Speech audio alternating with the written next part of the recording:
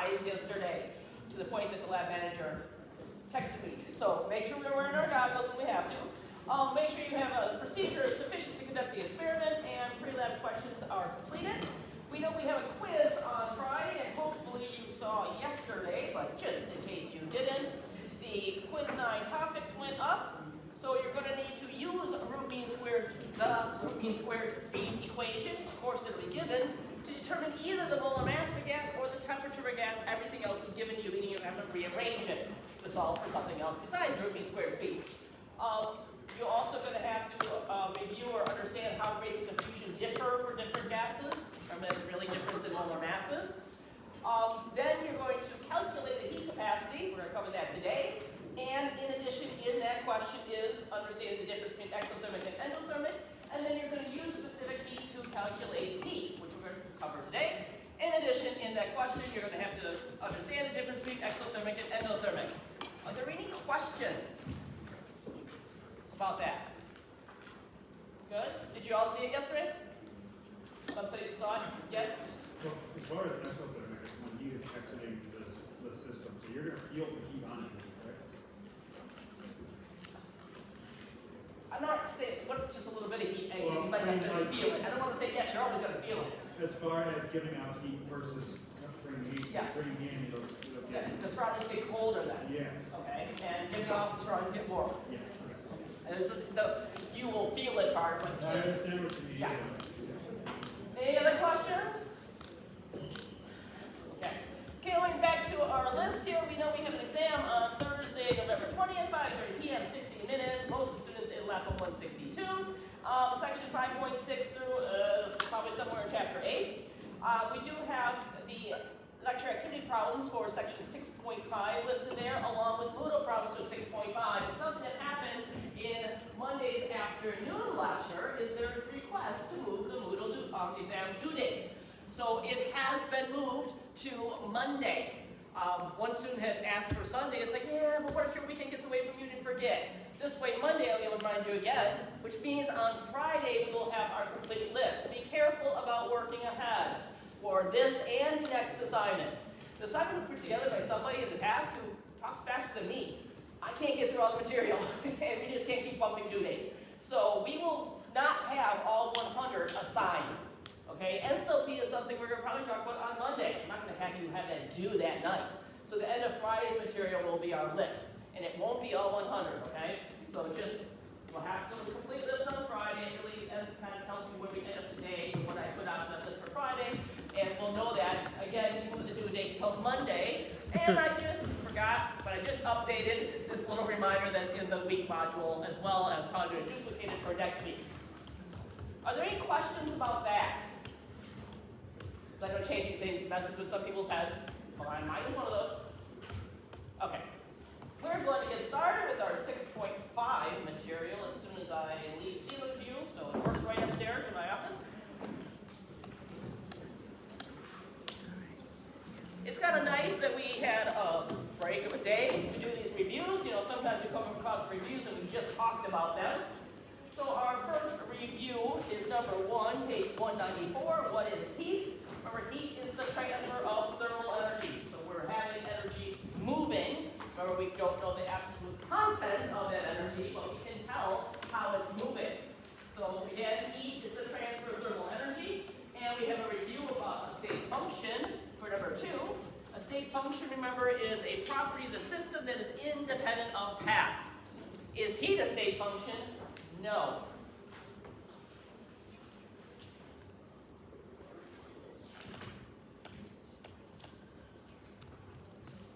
Unless we know the path.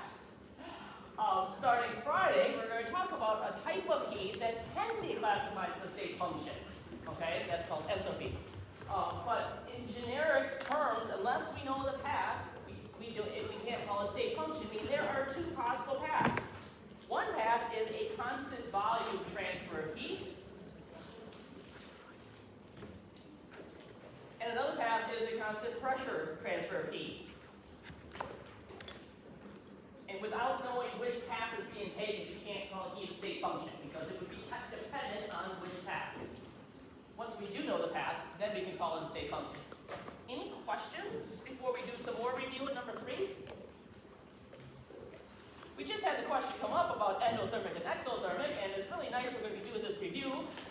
also going to be on your quiz.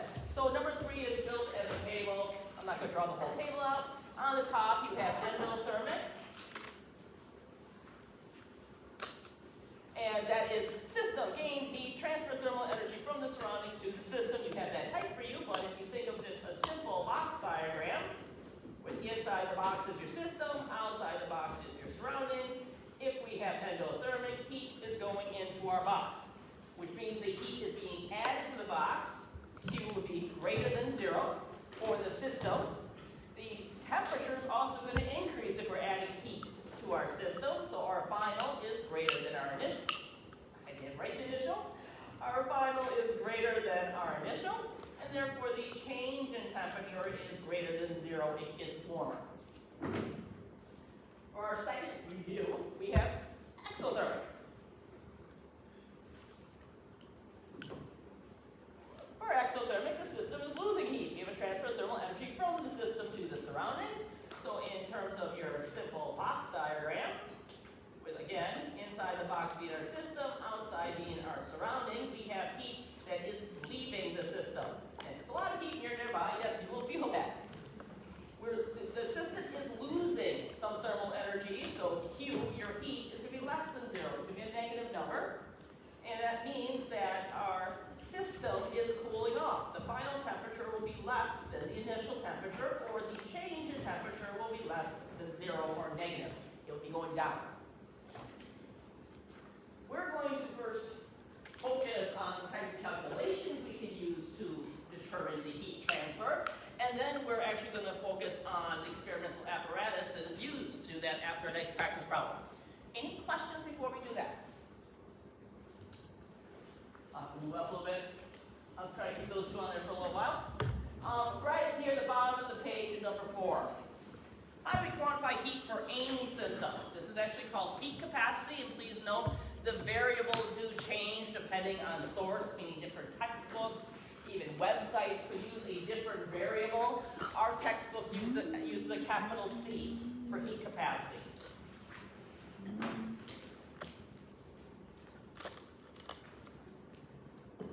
So we have a definition. The amount of heat, Q, required to raise the temperature of a given quantity of a substance by 1 degree Celsius. So in order to think about the units for that, let's think about that definition and what an actual equation would be.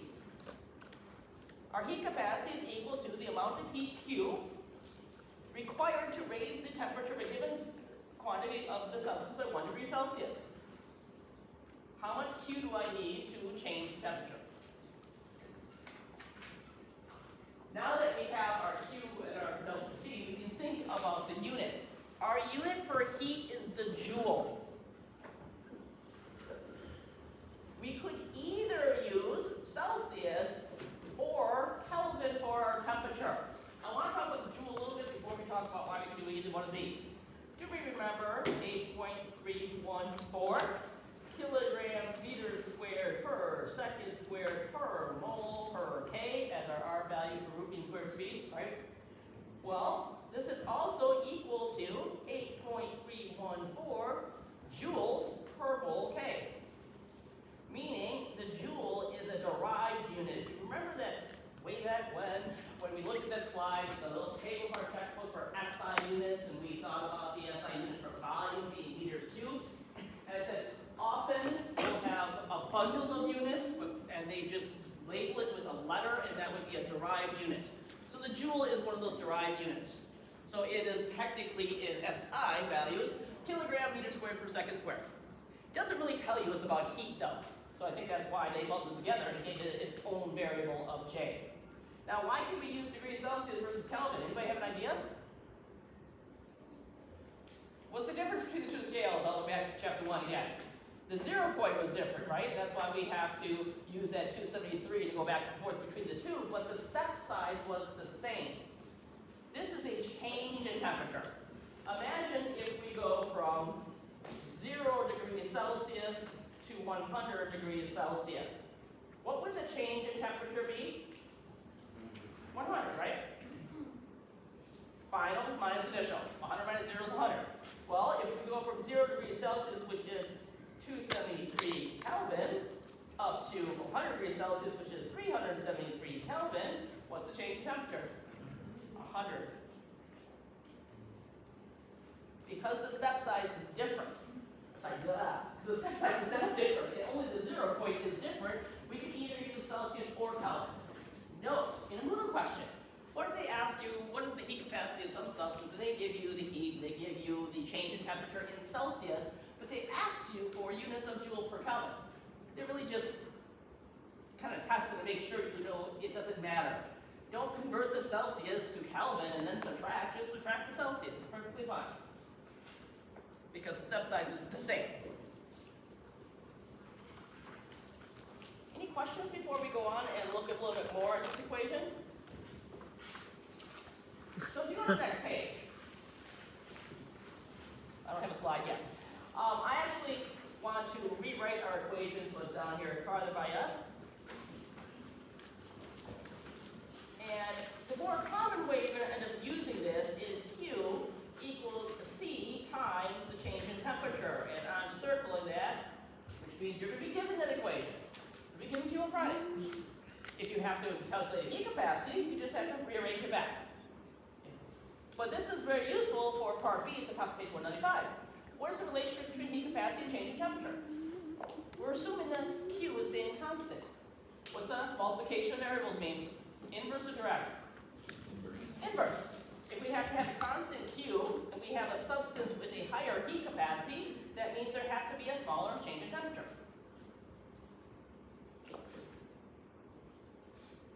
If we have a lower heat capacity, that means there's going to be a greater change in temperature for the same amount of heat. Heat capacity is also extensive. It's been a while since we talked about intensive versus extensive. Extensive means it depends on amount.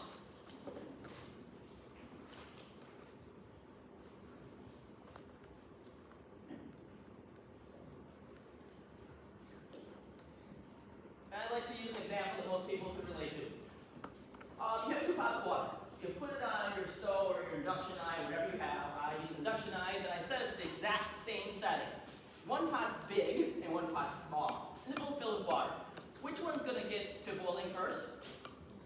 Small pot, because you need less heat to put into that water because there's less of it. The heat capacity for the smaller pot of water, or the water in the smaller pot, will be a different value than the water in the bigger pot. Okay? So setting my induction eye to the same setting, meaning I'm putting the same amount of heat into both of them. If the change in temperature is happening at a different rate for the two, that means the heat capacity has to be different as well. That's usually an example that most students can understand. Like, okay, that makes sense. It depends on amount. Yes? So that means that there's more heat capacity in the larger. Yeah. Yeah. The larger amount of water simply has more capacity to hold heat. Therefore, the change in temperature takes longer to change that temperature.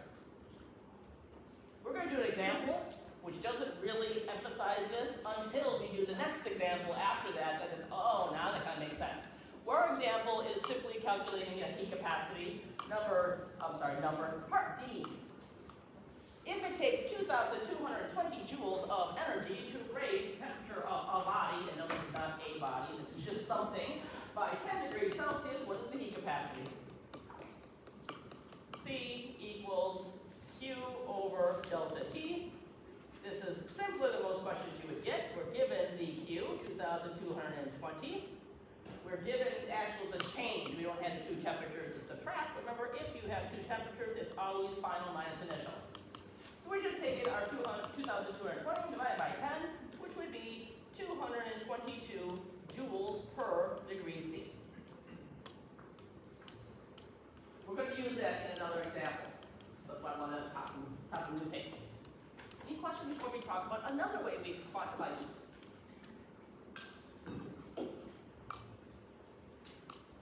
If we're doing quantification of heat for a pure substance, we'll often use specific heat, although you could still use heat capacity. Again, the variables do change with source material, and I keep saying that because next semester we're adopting a new book. Don't worry, you guys don't all have to buy new books. You can still use Chang from 104.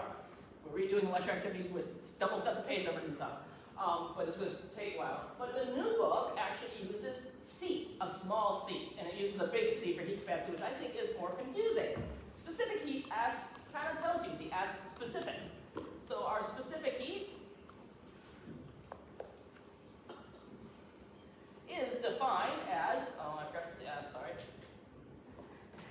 The amount of heat Q required to raise the temperature of specifically 1 gram of a substance by 1 degree Celsius. The definition sounds a lot like heat capacity. Well, let's look at the equation in order to figure out the units.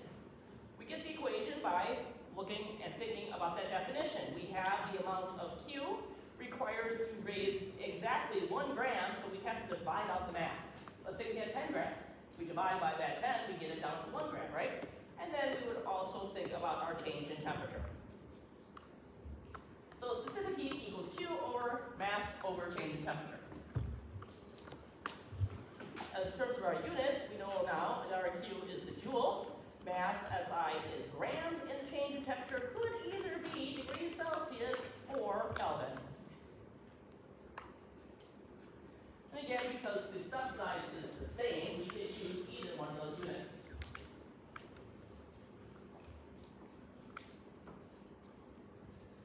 What is the relationship between specific heat and change in temperature? Well, first I'm going to give you the form of the equation that you're given. It's, sorry, that G made me think I made a mistake and it wasn't Q. Here's my Q. The form you're usually given is Q equals ms delta T. Again, that would be given. Most often you're not calculating a specific heat because those are tabulated. Usually you're using it to find the heat. Well, in this form, we can also see the relationship between specific heat and change in temperature. They're multiplied by each other. If we have the same amount and the same heat, if something has a higher specific heat, it will have a lower change in temperature. Or if it has a lower specific heat, it will have a higher change in temperature.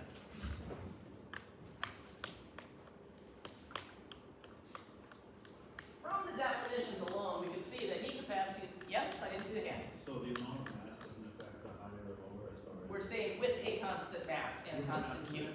I could rearrange it a different way, kind of like we did for our gas laws, rearrange for everything constant on one side, would be S times delta T.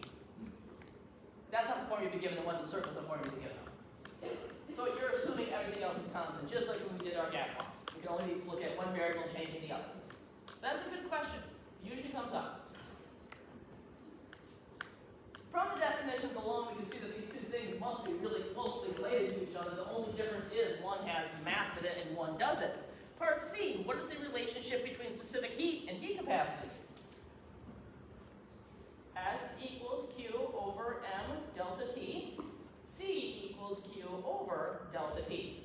Well, we can see our Q and our delta T right there. So I could just insert my C for that. S equals C divided by M. Or, more commonly, C equals S times M. Heat capacity equals specific heat times mass. And now you might be starting to see that the heat capacity is extensive. It's dependent on the amount. It's dependent on what mass is there. Whereas the specific heat would be intensive. It's always divided down to 1 gram. And the number you're looking for is always for 1 gram. Therefore, the number does not matter how much you have. You just put how much you have into an equation. Again, circle. You'll be given it. You have to go back and forth between the two. You'll be given it. Any questions before we do the practice problem that relates to the one we did before? Is the C in this case for Celsius? Or This is heat capacity. See? capacity? Okay, that's right. Just wait until you go to Gen Chem 2 if you have to take that course. There's like 50 Ks. They're still learning the Ks. And they learned the first one the first week of labs. Good? So our practice problem is E at the bottom page. If the body from 4D, the one at the top of our page, was solid iron with a mass of 500 grams, what is the specific heat of the iron? So we had found out that our heat capacity from on top of the page was, my page has got underlined, was 222 joules per degree C. So C equals 222 joules per degree C. We are now asked for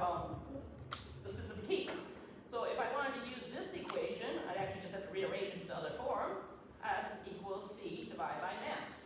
So we put our heat capacity in, 222 joules per degree C, divided by our mass is 500 grams, and that would give us our specific heat of iron, 0.444 joules per G degree C.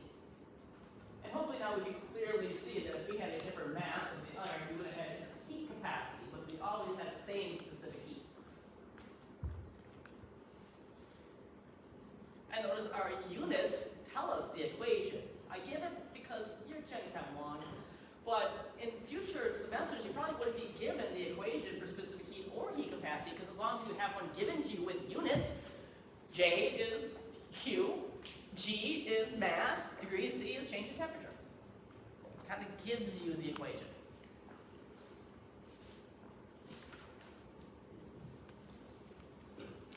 Good? Kind of? Sort of? This table is also printed on page 196 of your lecture activity book, but there's some questions next to it. Some specific heats of common substances are given in the table. What does a lower specific heat mean as for the metals? Remember, we already looked at our relationship. So between S and delta T, if we're thinking lower, that means there would be a higher change in temperature. Don't metals heat up quickly and lose heat fast? They're not able to hang on to the heat that well. They have low specific heat. So low specific heat simply means that material transmits or transfers heat very well. What is the specific heat of liquid water? Well, if we look at our table, it will be 4.184 joules per G degree C, often abbreviated at 4.18 joules per G degree C, depending on how many sig figs you want. And what does this mean? It's a much higher specific heat than the metals, therefore water holds on to heat very well. It doesn't transmit it or transfer it that well. It also takes a long time for the water to warm up, but it also takes longer for it to cool off. You know why I always said warmer by the lake in the fall? If you're a Milwaukeean? Because we had that big body of water, and it hangs on to the heat, and it's slowly giving off the heat, therefore it actually stays a little warmer by the lake in the fall. Or cooler by the lake in the spring. By then it's cold from deep winter, often still has ice on it, and it takes a long time for it to warm up. So it's cooler by the lake in the spring. Any questions before we do the big practice problem? This practice problem is typical of not all, but many of those little problems on that list. Gonna need a sheet for this.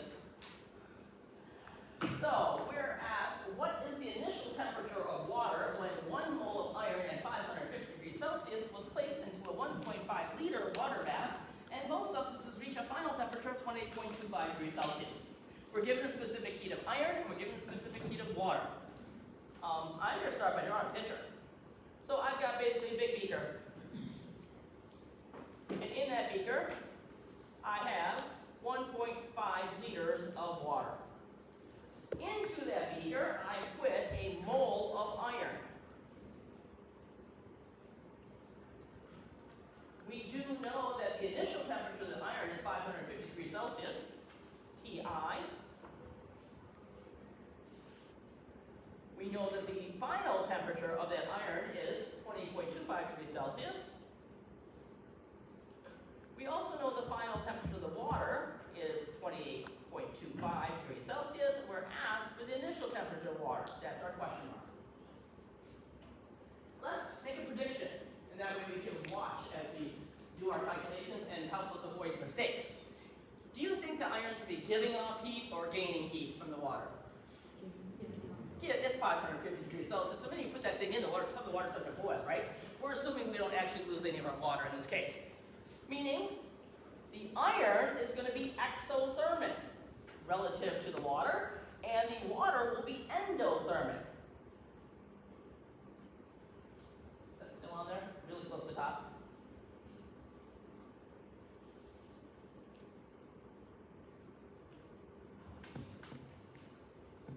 Notice that's asked at the bottom of the page. When you make predictions in advance, especially when you're doing problems on your own, you can all of a sudden remember exo we want negative Q's and endo we want positive Q's. You can help yourself avoid mistakes. So So we're asked to quantify the heat of the iron first, and the reason for that is we have everything we need to know. We have the specific heat given to us on the slide, we have the two temperatures, and we know how much we have. So for the iron, Q equals MS delta T. What mass do we have? Or how can we figure it out? We know we have exactly a mole, right? So you go to the periodic table, and I'm not as well versed with this one, so it's a little different from the old building, 55.85. I didn't know they had another digit there. 55.85 grams per mole, so we know we have 55.85 grams, because we have a mole. So Q equals 55.85 grams times our specific heat that's given to us on the slide, 0.444 joules per G degrees C, times our change in temperature. And this is where you need to be careful. This is where most of the mistakes happen. Final minus initial. Okay? The final is 28.25. The initial is 550. 28.25 minus 550 degrees Celsius. The reason why it's important, this is going to give you a negative number. And we know that the iron is exothermic, and our Q has to be negative.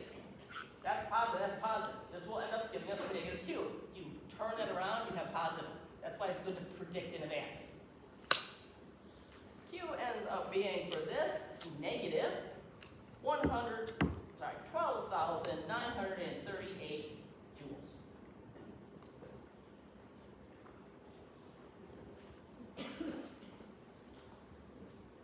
Any questions? Very similar to something you're going to have to do on Friday.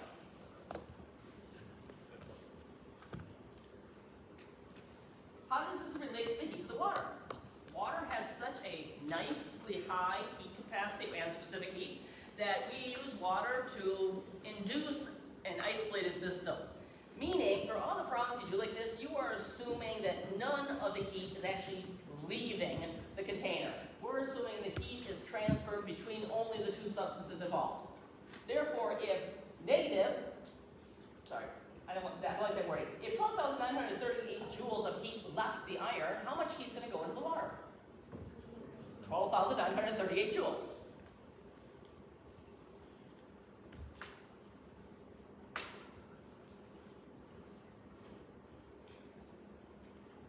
You have to conserve heat because it's energy. We have to conserve energy. It can't go anywhere else. We're assuming it's not going anywhere else. Bless you. Now we're just going to find our change in temperature. We have everything we need to do that for the water. We are missing one temperature. We have a way to figure out how much water we have, and now we know the Q. Q equals MS delta T. We're solving for our change in temperature, meaning change in temperature is going to equal Q divided by MS.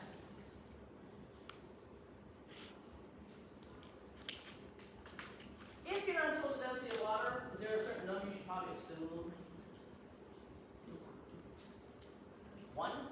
1 gram per milliliter is the general density of water at most temperatures.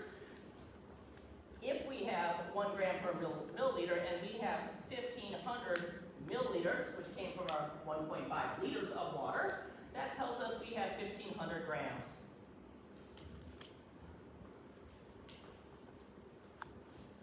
If you're not told the specific density of water, then you should just use 1.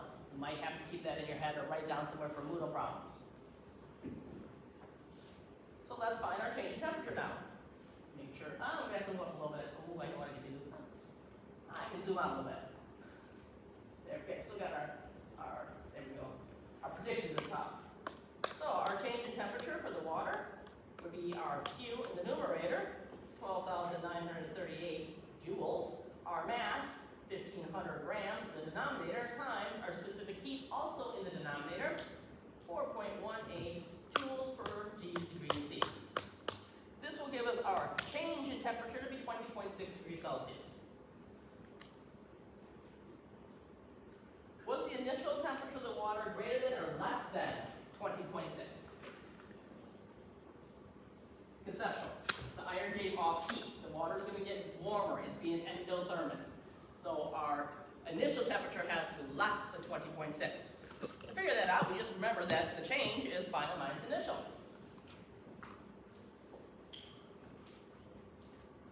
We're looking for the T initial, we add that to both sides, we'll move it over the other side of the equal sign, and then we'll subtract our delta T from both sides to get T final equals T initial equals T final minus delta T.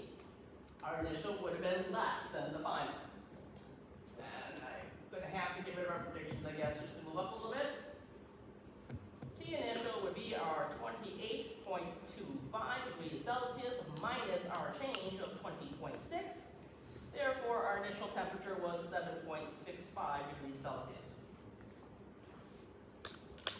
Oh, I managed to squeeze it back on. When you do these types of problems, it's really important to list your given information for each substance, and that kind of tells you where to start. Our page told us where to start, but how would we have known to start with the iron? Well, we have both temperatures, we have the specific heat, we have the amount, I can find Q. The water, we didn't have enough information to find Q. Yes, sorry, I didn't see it right away. Where did the 4.18 joules over grams? The specific heat. Oh, yes, okay, That's right, it wasn't typed on the page, I know. thank you. Yeah. Anybody else? Yes? You want to zoom in just on the bottom part Where do you want it? at the bottom? Bottom? Is that a little better? Yes, thank you. Yeah. I was only just trying to show the whole problem. It would be nice if they ever fix that thing, that we put them on both sides and have a slide in the middle so that you guys can see better over there. Anybody else?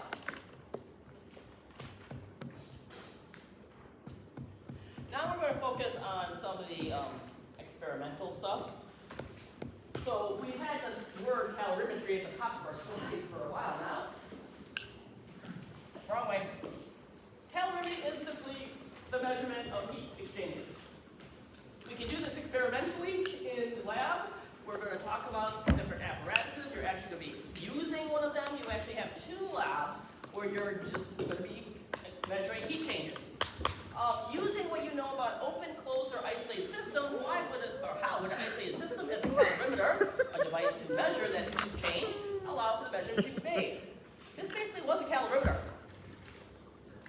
We assumed it was an isolated system.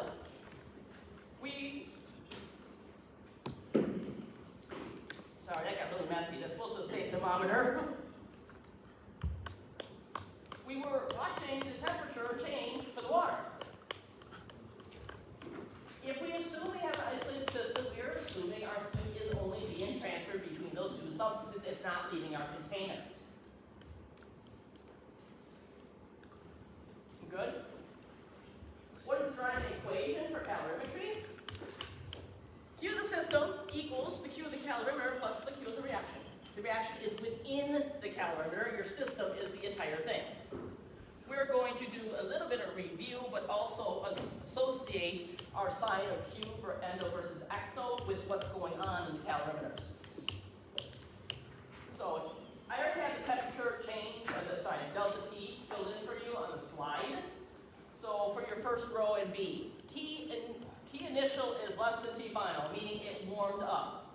So for our first row, we have a change in temperature that's greater than 0. I'm going to actually do the calorimeter next.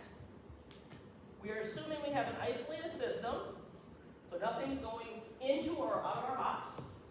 We do have a thermometer in that box to measure the temperature, and we have our little system. And if the temperature that we're reading on the thermometer is going up, that's telling us that our reaction, this is the reaction, RXN, is being exothermic. Please note, we're measuring the temperature outside the reaction. So when we see an increase in temperature, that's telling you the sign for Q for your calorimeter is positive. The temperature is going up. That's also telling you that the reaction is negative in terms of Q exothermic. So we have a Q of cal that's greater than 0 because we saw the temperature go up, which tells us the Q for the reaction is less than 0. Kind of like our iron was exothermic and the water was being endothermic.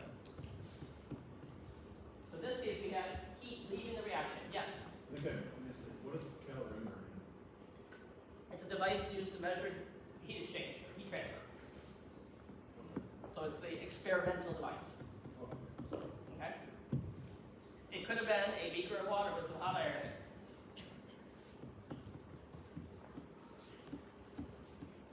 So just to summarize, you're observing the change in temperature, and if it goes up, it tells you the interior of the calorimeter is getting warmer, gaining heat. Where did the heat come from? It had to have come from the reaction, therefore the reaction was losing heat.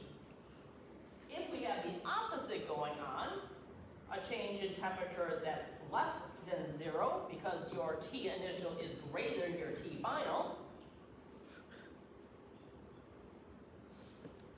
that's telling us on our thermometer we're observing a decrease in the temperature, which means our calorimeter is losing heat. Where did heat go to? It hasn't gone into the reaction, which means the reaction is being endothermic and the calorimeter was being exothermic. Q a cal, less than 0. Q a reaction, greater than 0.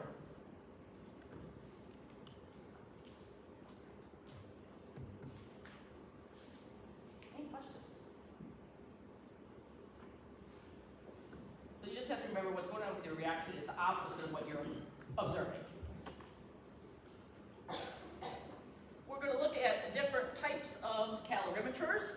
Remember, heat can't be defined as a state function unless we know which path. We had two paths. One was constant volume, and one was constant pressure. The first one we're going to look at is a constant volume calorimeter. It's at the bottom of page 197. We call these a bomb calorimeter. They're like, my brain just went bleh. Like a pressure cooker? There you go, that's the word I was the phrase I was looking. They're like pressure cookers. It's constant volume, meaning things can't expand. Therefore, if you get an accumulation of a lot of pressure inside there, it can blow up. Pressure cooker just left my brain. I don't know why. I got 3 at home. I should know what that is. This is not the kind you're going to be using because we don't want you to blow up. But we can see we have a thermometer in there that is inside the water bath, but it's not inside the actual bomb. So it's measuring the change in temperature of the water, not what's going on with the reaction per se. There's also all kinds of pieces and parts here, so hopefully it makes sense that we would experimentally have to determine a heat capacity for that calorimeter. Because for one thing, they're made of metal, which we don't like to transfer heat, but we also have a stir in there, which is in the water, ammunition wire, the bomb, all that other stuff is in there. So we have all kinds of things there, therefore it may very well absorb heat. We can't assume the whole thing is isolated. We assume the water bath part is isolated, meaning transfer of heat only from what's going on in the sample cup to the water, and back. If you were using this for a combustion reaction, which is very common, what would you expect the temperature change, positive or negative, on the thermometer? Is fire hot? You're in the surroundings, you get burned, right? It's giving off heat. Combustion reactions are exothermic. So therefore, we're assuming if there's a combustion reaction going on, it's giving off heat, the water's going to warm up, we'd assume the temperature to go up on the thermometer. Any questions?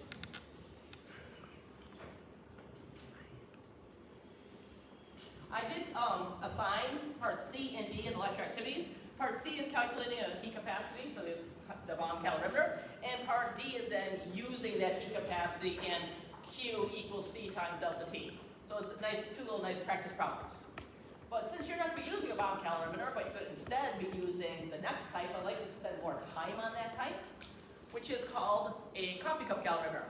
This is a constant pressure calorimeter, also known as a coffee cup calorimeter. Notice, although there is a lid on this particular image, it's constant pressure in that we're not letting pressure build up inside it, meaning we're assuming the pressure inside is the same as the atmospheric pressure outside. Because we use styrofoam, one of the few good uses of styrofoam for this, we can assume it's an isolated system. Styrofoam specific heat is vastly greater than even water. Therefore, we're assuming all the heat is being transferred within that calorimeter between the reaction and the water itself. You can see we do have a thermometer, and it's harder to envision with this one we're measuring the temperature of the solvent. If the solvent water gets warmer, that tells us our reaction was exothermic. If the solvent water gets cooler, that tells us our reaction was endothermic. You're going to be using this for 5 reactions, I believe, if I remember correctly, in your enthalpy lab. The week before that, you'll be doing physical properties of water, which is basically a beaker of water, and you put spice in it. We can assume it's an isolated system. We can still assume that. So you're going to be doing 2 of these type of things. Your calorimeter will only have 1 coffee cup. It will not have a lid. You won't have a stirrer. You'll just be using your temperature probe from your Vanair handhelds to stir. So it's simpler, but you still get really good numbers even without a lid or the second coffee cup. If we were going to use this for an exothermic reaction, what would you expect for the temperature change, positive or negative on the thermometer? Heat's getting off of the reaction, it's going to warm the water up, temperature will go up on the thermometer. If we used it for an endothermic reaction, hopefully it makes sense, we'd expect the change in temperature to be negative, or the temperature to go down on the thermometer. In these cases, your little system, kind of like I wrote reaction here, is floating around amongst your surroundings in a way. I did put part D, which is calculating the heat capacity for a coffee cup calorimeter, and part F, which is using that heat capacity, a very similar set of questions as the last 2. Part E, they want us to look at a table from our textbook. Are there any questions before we do that? First off, there is a word and a letter in this table that we have not yet discussed. That will be discussed on Friday. Don't worry too much. But if you read ahead a little at all, and you have heard the word enthalpy or seen the H, don't worry. It is just heat under constant pressure conditions. So don't worry about that H over there. We're just basically looking at the heat for 1 mole of our reaction, so kilojoules per mole because it gets to be large numbers. Heat of neutralization, that's one of them you'll be doing in your coffee cup calorimeter. You'll be taking an acid and a base and combining them, but most semesters I do have a student that says, hey, during my titration lab, my beaker got warm. That's a negative value. Your beaker should have gotten warm. You might not notice, but that's something that people do notice over time during the titration lab. Heat of ionization, getting the ions out of water. Notice that one's endothermic. Heat of fusion, hopefully it makes sense that that's endothermic. To melt ice, we need to add energy.